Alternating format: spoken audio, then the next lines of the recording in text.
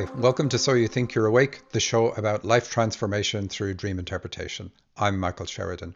On this show, through analyzing your dreams, I reveal your potential and the obstacles you need to overcome. I'm very specific. I tell you the magic power you have, what makes you magnificent, and the bumps in life that are holding you back. These bumps are not in the way, they are the way. To get in on the action, go to dream-analysis.com, fill in the form, and submit your dream to the show. That's it. That's all you have to do. And I just want to say right at the start, I have a webinar on November 20th at noon Pacific time. So if you go to dream-analysis.com, click on courses there, and the webinar should show up in the list. And please sign up. Do come to that. It's interactive. You'll get to throw your dreams to me, and you'll get to learn a little bit about dreams too, specifically how they reveal your life purpose. And I may add in something else, just as a surprise. Last week, I attended a Fearless Living workshop with Rhonda Dream, and I have to say, it was the longest 2 months of my life. I felt like the whole week long that I'd been hit by a freight train. It was that impactful. It was really, really fantastic. If anybody's ever thinking about doing that, if you've ever read her book, I couldn't recommend it more highly. Absolutely fantastic. What she does is she looks at the one thing that you do not want people to know about you. And it's not ever anything that you're aware of. It's not ever anything that people have ever accused you of, but it's a trigger. And that trigger puts you onto what she calls a wheel of fear. And that leads into kind of like a downward spiral that ends in self-destructive behaviors. When you know what this is, when she teaches you this, then you can spot that and do something to get onto what she calls your wheel of freedom. And there's always one particular thing that is your doorway back onto your wheel of freedom. And when you're free to do anything, you don't feel pressured by anything, all your fears are set aside, you're in a much better position to stretch yourself and do the things that you want to do in your life rather than just sit on the couch out of fear. Fantastic course. Really highly recommended. So I say that and I can't believe it, but at the same time, a couple of weeks ago, I got a dream in from Denise, and Rhonda Dream is in that dream. So I thought, that's perfect. I'm going to use it for this show. I hadn't intended using it, but because I wanted to mention her, I said, okay, let's use this because it's a little bit funny at the same time. And here's the dream from Denise. She says, I'm with Rhonda Dream and Oprah. That's very good. And Rhonda Dream has been on Oprah many times. And me and I think one girlfriend, we are naked in a hot tub. It's not weird. Well, I didn't think it was weird. You just said it's not weird, so now I do. But anyway, Denise continues. We were in the hot tub because we all caught on fire and had to get relief from that. Of course, yeah, that's how I get women into hot tubs. We are at a lodge. It's snowy outside, like a ski lodge, I believe, nestled in the precipice of a mountainside in Switzerland. I don't know, feels foreign, but not at the same time. Okay, that's okay. We can ignore that a little bit. The log cabin is burning down. Rhonda is my best friend, and she asks me for help with something. She is vulnerable, and I think it is the first time I've seen her like that. It is the first time I feel a genuine closeness with her that I haven't felt before. She is naked, but with just glasses on and also blonde hair. There is an emphasis on the eyeglasses. There are flying dragons that seem ferocious, and I think that is why I have a lot of pressure on me to follow through with a task or mission. Lost in the woods, hiding from the dragons, I emerge and everyone runs into the hot tub. The log cabin is on fire next to us. Okay, so there we have the dream. Rhonda Dream and Oprah both symbolize spiritual leaders, and anybody who's ever worked with them or seen any of their shows would know that's what they're about. And being naked in a dream is a common theme. And it's all about being true to yourself, like not being afraid for people to see you as you are. And we have in the dream, she says, Rhonda is vulnerable. Now, if you've been to any of Rhonda's workshops, she does make herself vulnerable in the workshops. She doesn't put on any pretense about anything. And she shares her past experiences and things that she had to do to overcome those. So it's a correct way to look at Rhonda, and it's also a correct way to look at Oprah. So it's about like not dressing anything up, not putting on a pretense, and showing things the way you want to, showing a sliver of the truth. It's about not being afraid to just be yourself and basically, metaphorically, be naked, bare your chest in front of other people. And so They're spiritual leaders, and so too then is the dreamer. The dreamer is a spiritual leader, and this dream is encouraging her to get into that, and but she feels pressure. So she says she feels pressure to complete a task. She's also lost in the woods, so she's a bit lost at the moment. That's okay. And then we have the Switzerland reference. So we think of snow and everything when we think of Switzerland, at least I do, and the dreamer does. So it's about freezing other people out. So it's like, I don't warm up to other people. Well, then the hot tub is the perfect antidote to that, because it's going to warm you up. So it's about being warm and open to other people and inclusive and letting people see you as you are. And that's required for spiritual leadership. That's how that gift works. It works through female energy. So you need to get that flow of female energy working in you. It's done with an open and compassionate heart. And so really good. What about the dragons? The dragons are great, aren't they? So the dragons are a symbol of fire, because they're fire breathing. So that's about emotions again. And it says that the dreamer has a fear that when she gets into her using her emotions, that it's all going to be toast, literally with the dragons burning everything. But the dragons are also a mythical creature. They're connected with the story of Merlin, for instance. So it's saying that the dreamer has this magic power or mythical power that she can use when she's working with people, but it requires her to be emotionally open, because again, dragons work with fire. And so that's what it's all about. It all leads into the one thing, saying that the dreamer has this amazing ability to amazing spiritual leadership ability, just like Rhonda, just like Oprah. And she had other people in the dream, and I deleted them because they were just friends. And it still applies to her, so there's more detail in it. But that's what it is. She has that ability, but she needs to get comfortable being vulnerable in front of other people, because that is a requirement. There we go. So anyway, what I wanted the theme of this week to be about is relationships, because it's not something I do much on the show, but I do it from time to time, but here I wanted to collect a few dreams from different dreamers and a few from one dreamer, and so we'll make it about that. And the dreamer's name is Gail, and she calls this one The Other Woman and a Party. She says, I was in the bedroom with my boyfriend, but it was not his current condo, but an actual house. There was another brunette in the room. He was in bed, and she was starting to snuggle with him. I watched in curiosity. Could you imagine that? Curiosity. I started gathering what I assumed was her things, toiletries left in the bathroom. She then got up and started walking towards me. I finally asked her, what are you doing here? She didn't answer. She just took her stuff and left. Okay, so this is about Gail's relationship. And the other woman, the other brunette who's in the bed, it's actually about her stepping back and looking at herself in this relationship and asking herself the question that she asked in the dream, what are you doing here? What are you doing in this relationship? So obviously it doesn't paint a really good picture of this relationship.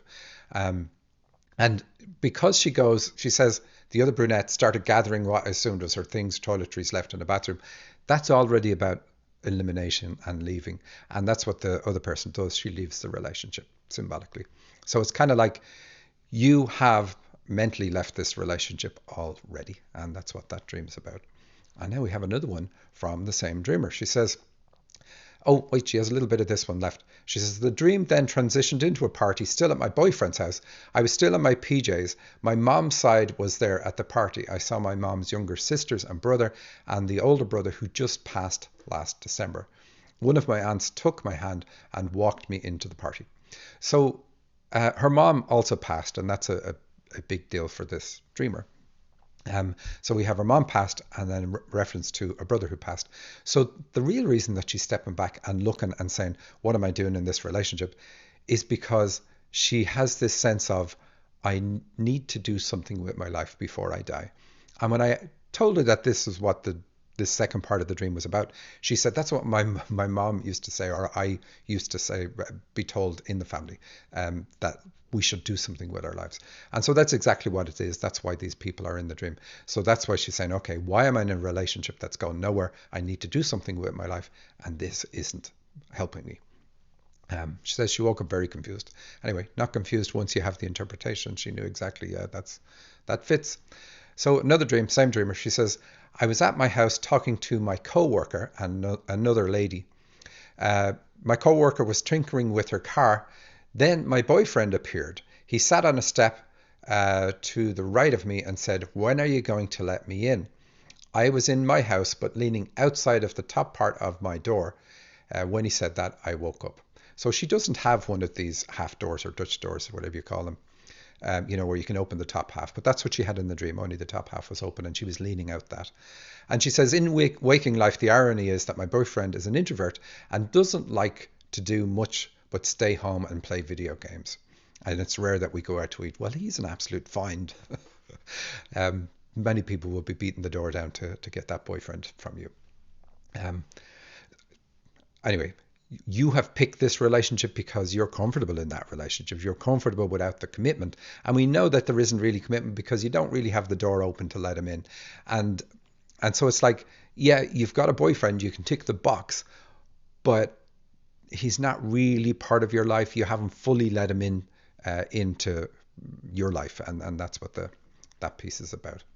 And what have we got? The tinkering with the car. Yeah, that's about cars. We use cars to drive places, go places. So they take us from where we are to where we need to be. So they represent achieving goals or moving forward in the relationship in this dream.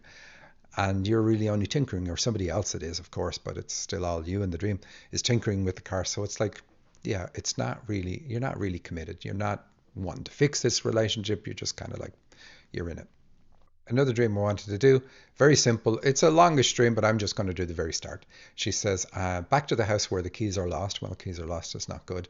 That's about, you know, keys allow you, give you knowledge, give you a way of unlocking something about yourself. And of course, this is about the relationship, but they're lost. And a man who I think is my boyfriend is printing out his benefits booklet. And so I'm going to skip everything else and just leave that piece in because it's hilarious. It's saying that your boyfriend is really just a friend with benefits. It's not really a relationship. And that's what you got to solve. You have to, anybody could be in a relationship like that because you don't really have to bare your soul. You don't have to be committed. You don't, many, many, many different things.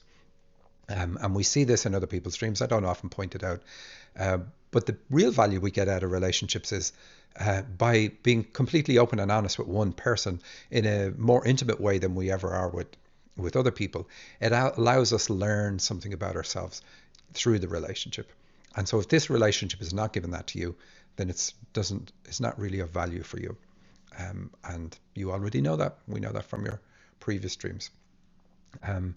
So let's have a look at another one. This one is from Mia. She says, I'm at home getting ready for the day. I go to grab my shoes and put them on. I look in the right shoe and I see a big black scorpion.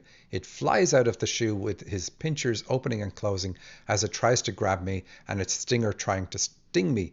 I grab a cardboard sheet to knock it away from me, but it keeps flying towards me. I'm screaming for my husband to come up and help me, but I'm so frozen with fear that I hardly make a sound. My voice is like a whisper as I'm yelling. The scorpion finally lands in my hair on my head and gets caught. I'm waiting for the pain of the stings to hit me when I wake up. Very upset. Okay, so this dreamer, her husband is working on a relationship. She's thinking of retiring and helping him in that relationship or in the business. I probably said that wrong. He's working in a business. She's thinking of retiring from her conventional career and helping him with his business. And so she had this dream and she wonders, is it about this? She does also say that the shoes were black shoes. So black is about fear. And scorpions, of course, can't fly. That's the big thing in this dream. But flying in a dream represents projecting your mind. And scorpions are prominent in Arizona, where this dreamer's mother lives. And so it's saying that negative projection from your mom is what is affecting you and stressing you out. And because it goes into the dreamer's hair, it's saying that it affects your thoughts and has you thinking negatively with regard to, it could be with regard to the retiring or with regard to getting into business with your husband. We don't know, but we know the husband is going to help you. So that's like your husband's income is going to help you in retirement, and your fears are probably around that. Will that be enough? But anyway, the dream says, hey, your fears don't come from this. They don't come from your career or from the relationship. They come from issues around your mom. And when I shared that with the dreamer, she's like, oh yeah, now anytime I close my eyes, I see my mom's face on the scorpion, because that does make sense. So let's have a look at another one. This one is from Lynn. She says, I was in a very nice house high up on a cliff and standing in the kitchen and looking out over the ocean down below.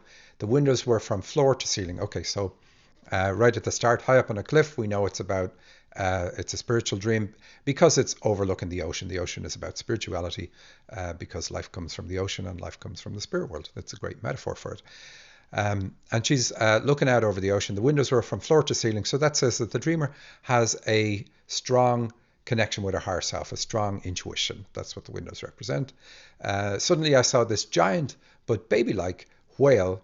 Although it wasn't actually a whale or any other natural creature, it arose from the sea, taking up almost the whole channel of water. So I've said many times, because we have dolphins and whales show up on the show many times, this is about channeling, because they are mammals that have gone back into the ocean, just mammals, air-breathing mammals, just like you and me, and they can live in the ocean. And so it's symbolically about an air-breathing mammal just like you having the ability to go into the spirit world. But here she says that it arose from the sea, taking up almost the whole channel of water. So we have the pun on channel right there. So we know it's definitely about that. I was in awe and overjoyed and yelled out to my two friends. Twos always come up in channels dreams, and I say it all the time. It requires male and female energy in order to be able to channel. Very simply, that's because your female side is always connected to the divine, always connected to your higher self.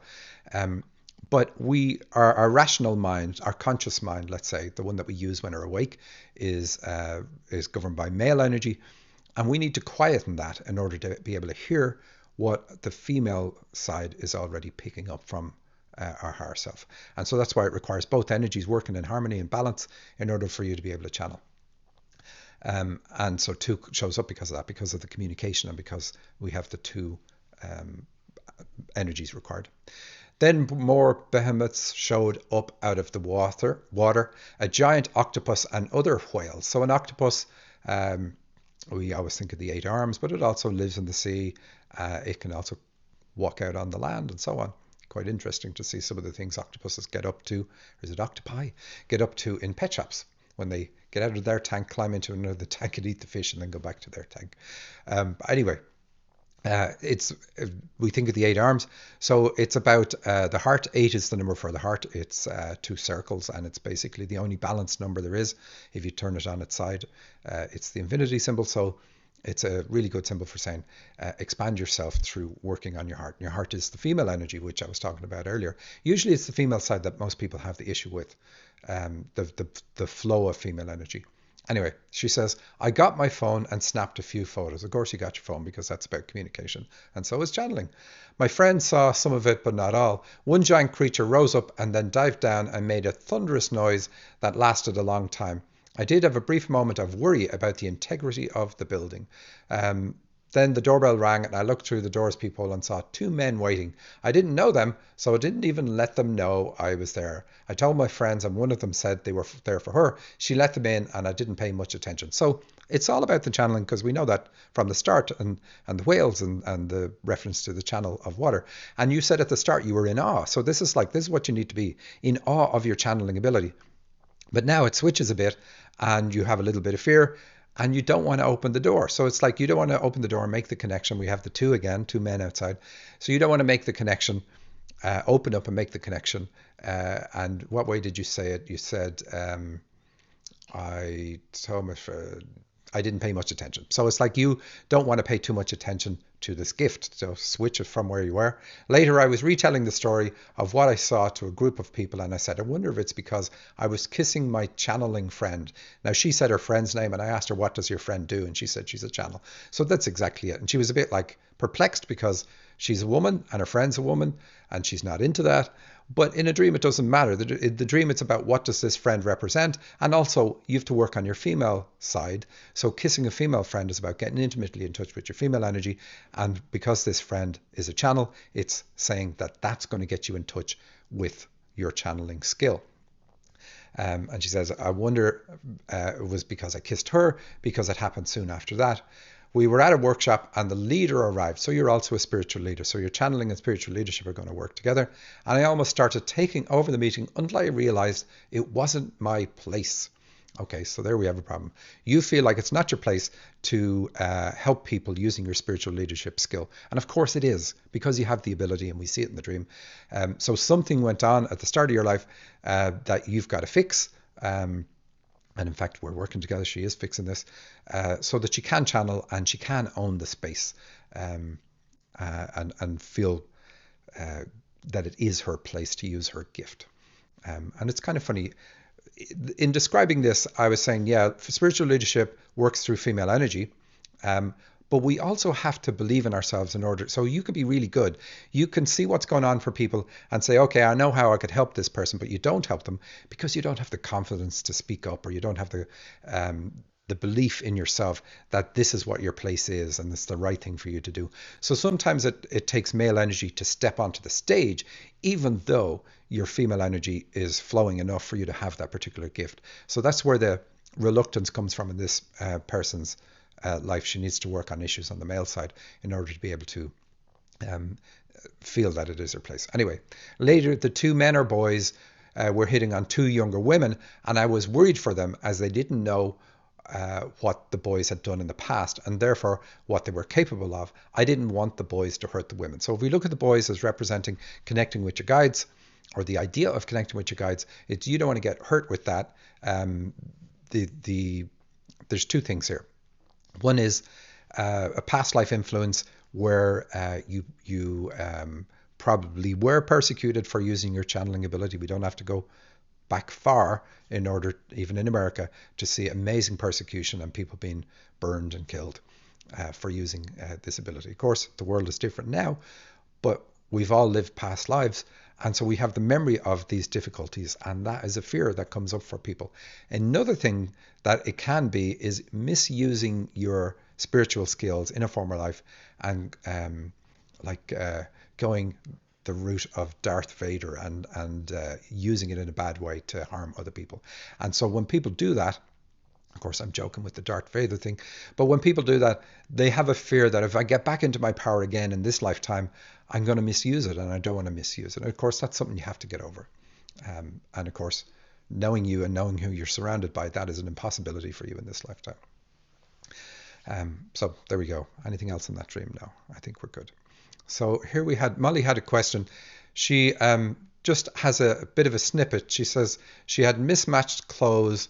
In a bit of the dream, there was mismatched clothes and the children being of different ethnicity.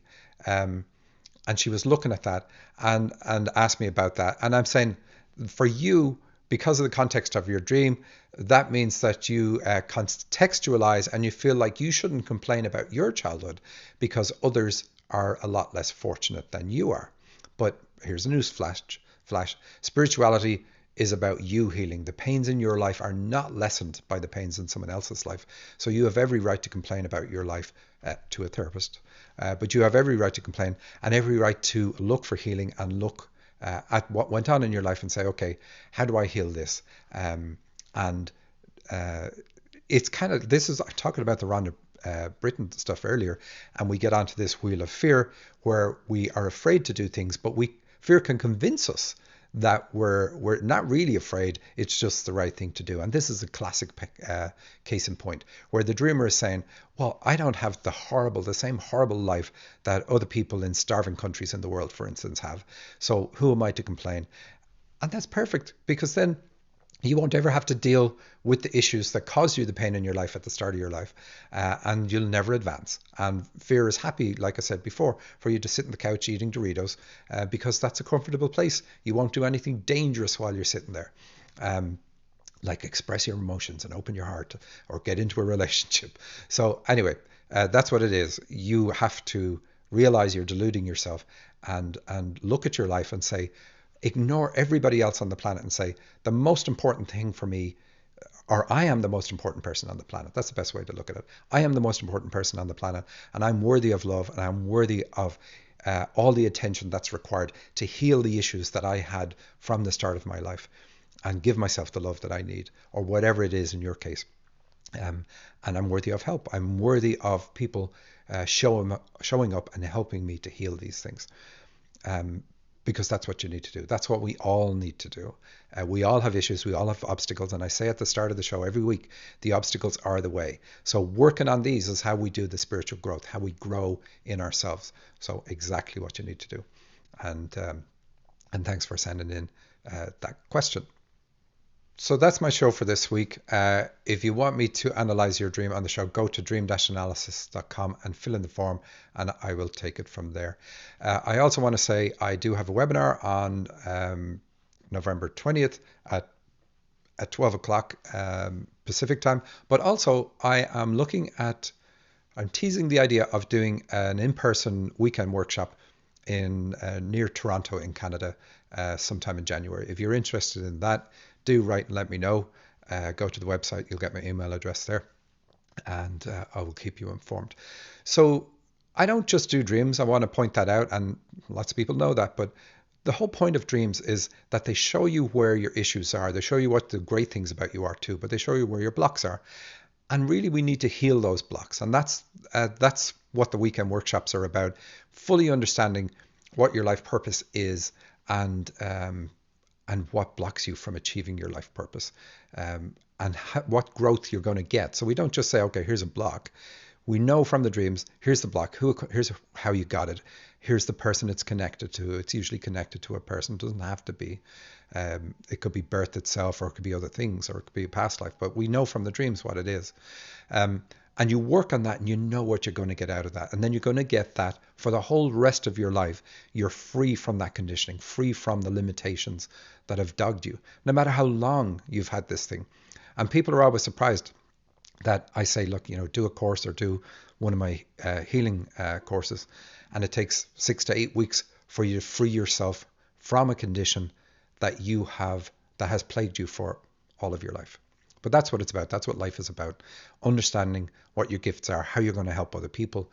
By helping other people, you're going to repay your karmic debts and so on. It's an amazing tapestry. Our lives are an amazing tapestry that are woven into other people's lives. Some people are going to help us. We're going to help other people. But we all need to overcome blocks that we deliberately pick up at the start of our life. And that's what it's all about. And that's what this show is all about. So until next week, thanks for listening.